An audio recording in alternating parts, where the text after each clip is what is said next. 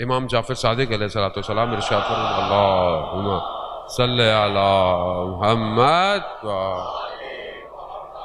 इमाम इरशाद फरमाते हैं कि 3 चीजें बंदगी के लिए जरूरी है, 3 चीजें, और ये चीजें प्रैक्टिकल हैं, ऐसी नहीं है कि हम नहीं कर सकते, कर सकते हैं, इसलिए इमाम फरमाते हैं। पहली चीज, तुम किसी चीज के मालिक नहीं हो। जो भी तुम्हारे पास है, तुम्हारा असली मालिक परवरदिगार है। अब क्या है मेरे पास? मेरा माल, मेरी औलाद, मैं खुद, ये खुद जो है ये क्या है? मैं कहता हूं मैं है, मेरी आंखें, मेरा चेहरा, मेरे हाथ का तुम्हारा नहीं है, वो मालिक है। तो अब जिसके मालिक, जो असल मालिक है, उसकी मर्जी के बगैर अगर आंखें उठें, उसकी मर्जी के बगैर अगर जबान खुले, तो क्या होगा? गलती है ना फिर तो फिर सजा तो मिलेगी। तो फिर इसमें कोई मुश्किल बात नहीं है, अगर वो गलत करेंगे तो सजा मिलेगी भाई। तो क्योंकि आप मालिक ही नहीं है, आपको कुछ दिया किसी ने, उसको सही इस्तेमाल करो। अब आप उसको सही इस्तेमाल नहीं करेंगे तो मालिक तो आपको कहेगा ना कुछ। दुनिया में छोटी सी कोई, आपको ऑफिस वाले ने गाड़ी दी, आप सही इस्तेमाल ना करें, ऑफिस क्या बोलेगी? भाई गाड़ी वापस करो, मोटरसाइकिल वापस करो। क्यों? तुम्हें इस्तेमाल करना नहीं आती। लेकिन वो कितना करीम मालिक है, रोज गलतियां करता हूं, न हाथ वापस ले रहा है, न निगाहें वापस ले रहा है, न जबान चुप करवा रहा है, कह रहा कोई नहीं, मेरा बंदा है, कल ठीक हो जाएगा, कल ठीक हो जाएगा। कैसा मालिक।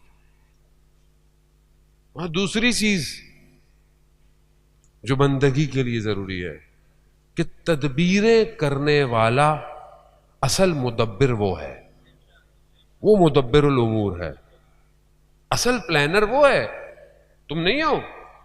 हाँ, अपनी जिंदगी में कोशिश करो, अपनी जिंदगी के अंदर फैसले, डिसीजन बनाओ, लेकिन आरजुएं मत रखो लंबी लंबी। क्यों? कि अगर पूरी नहीं हुई फिर क्या करोगे? फिर खुदा से बोलोगे खुदा मैंने तुझसे ये मांगा था, तुझसे ये मांगा था, मैंने ये सोचा था, मैंने वो सोचा था। तो आगे से बोलेगा कि तुम प्लानर थोड़ी हो, प्लानर तो मैं हूं, तुम कोशिश करो। तो यहां पे क्या है? रज़न बेक़ज़ाए ही तस्लीम होना। जो तेरी प्लानिंग है वही मेरी प्लानिंग है, तू राजी रहे, मैं भी राजी हूं परवरदिगार। हम अपनी जिंदगियों में देखें, इंसान कुफर पे चला जाता है जब उसकी ख्वाहिशात पूरी नहीं होती। खुदा मैंने ये मांगा था, खुदा मेरे बिजनेस की ये डील होनी थी, नहीं हुई। भाई डील आपकी थी कब जो नहीं हुई? आप तो कोशिश करें, आपको इस्लाम, आप कोशिश करें, मेहनत करें, अल बाकी आगे अल्लाह की मर्जी। तीसरी और आखिरी चीज कि जो सबसे आसान मगर उतनी मुश्किल है, कि जो अल्लाह ने कहा है अंजाम दो, जिससे अल्लाह ने रोका है उसे छोड़ दो। इतना आसान है, कितना आसान है। यानी क्या? यानी वाजिबात अंजाम दो, हराम छोड़ दो, फकत यही नहीं होता। आयतुल्लाह उस्मा बहजत रिजवानुल्लाह ताला की खिदमत में एक शख्स आया, आगा कोई वजीफा दे कमाल पे पहुंचने का, आरिफ बनने का। उन्होंने कहा जो हलाल है अंजाम दो, जो हराम है छोड़ दो। करागा बस यही कहा, इस पे ही अमल कर लो। हदीस है अज़ीज़ान मोहतरम, रसूल खुदा हजरत मोहम्मद मुस्तफ़ा सल्लल्लाहु अलैहि मुहम्मद, रसूल खुदा इरशाद फरमाते हैं ऐसा जमाना आएगा, अपने साहबियों को कह रहे हैं, ऐसा जमाना आएगा जब उनकी एक नेकी तुम्हारी 50 नेकियों के बराबर होगी। कहा या रसूल अल्लाह, हम जंगे बदर में, जंगे ओहद में हमारी 50 नेकियां? हाँ, उस दौर में एक नेकी करना सख्त होगा। और ऐसी है, आज नेकी करना हाथ में अंगारा रखना है। आप किसी को नसीहत कर लें, आप आज के दौर में आप अच्छा ही कर लें, यही नहीं होता। वाजिब, वाजिब क्या है? नमाज वाजिब है, माँ बाप का एहतराम वाजिब है, पर्दा वाजिब है, ये सब वाजिब है ना, खुम्स वाजिब है, ज़कात वाजिब है, अमर बिल मारूफ नहीं मुनकर, बहरहाल ये सारी चीज़ें भी उरुआत में से है, लेकिन जो वाजिबात हैं वो वाजिबात हैं। जब जहाद वाजिब हो जाएगा तो वो भी वाजिब हो जाएगा। बाकी चीज़ें बहरहाल ये चंद वाजिबात हैं, जिसमें से कुछ अहकाम असली हैं, कुछ अहकाम दूसरे हैं कि बहरहाल साइड साइड। हराम से बचना, हराम लुकमे से बचना, हराम जबान से यानी गुफ्तगू से बचना, हराम निगाहों से बचना, हराम गुफ्तगू से बचना, ये क्या है? हराम है, इससे दूर बचो। मुश्किल काम है, लेकिन दौर ऐसा आ गया है हराम पता ही नहीं चलता कि हलाल है या हराम है। शिकम, इसलिए तो इमाम ने कहा था, इमाम ने जब सामने वालों को कहा ना वो सुनते नहीं, तो इमाम ने क्या फरमाया? तुम्हारे शिकम हराम से पुर हैं, तुम्हें नसीहत नहीं समझ में आएगी। यानी इमाम सामने खड़े तो खुदा ना खास्ता हम तो हराम लुकमा नहीं खा रहे कहीं। हराम लुकमा हमारी जिंदगी में क्या है? किसी का हक खा लें आप, किसी का हक खा लें, खुदा ना खास्ता चोरी कर लें आप, हराम है। हत्ता किसी की इजाजत के बगैर कोई चीज उठा लें, हराम है।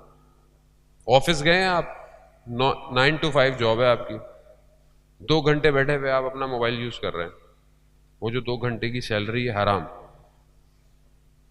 हराम। या तो आपके ऑफिस वालों को पता हो, उन्होंने इजाजत दी हो। यहां तो बहुत सारे जॉब ऐसे होते, सुबह हाजिरी लगाई चलो घर चलो, सैलरी तो मिल रही है, क्या है? शिकम में औलाद की हराम जा रहा है। फिर कहते हैं औलाद खराब हो गई, खराब तो होगी। कितना दकीक मसला है। एक बहुत बड़े आलिम दीन अपने बच्चे की तरबियत करते हैं और कुछ मुश्किल पैदा होती है, परेशान होते हैं, मैंने सारी जिंदगी से हलाल खिलाया। अपनी जौजा से पूछते हैं आपने तो कभी कोई चीज ऐसी नहीं की तरबियत में? कहा नहीं। कहा जब ये हमल में था, पेट में था? कहा नहीं। कहा एक चीज मुझे याद आई, मैं बाजार में फलों के, मैंने एक सुई को अनार के अंदर डालकर सिर्फ अनार को चखा था कि खट्टा है या मीठा है। कितना लगा होगा उस सुई पे, और इजाजत नहीं ली थी उससे। इतना सा हराम हमें तो पता ही नहीं जिंदगी में, हम तो चलते चलते उड़ा दें। इसका तो हिसाब ही नहीं किया जो वो बेचारा, वो गरीब का ही खाते हैं, अमीर का तो खा भी कोई नहीं सकता। क्यों? क्योंकि वो खा खा के अमीर होता है लोगों के। गरीब का ही बेचारे का ठेले से खाया, अच्छा 2-3 खा लिए, जब बाकी हिसाब कर लेना। हराम है।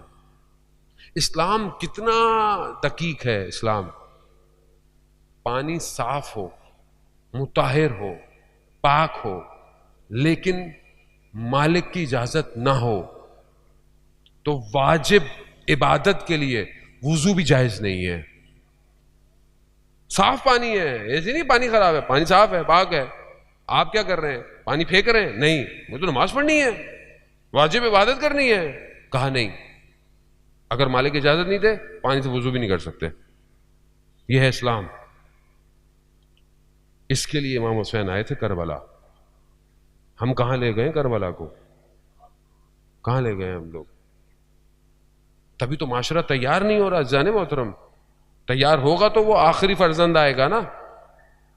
ये छोटी छोटी चीजें छोटी नहीं है, ये बहुत बड़ी हैं। बंदगी, बंदे बनो।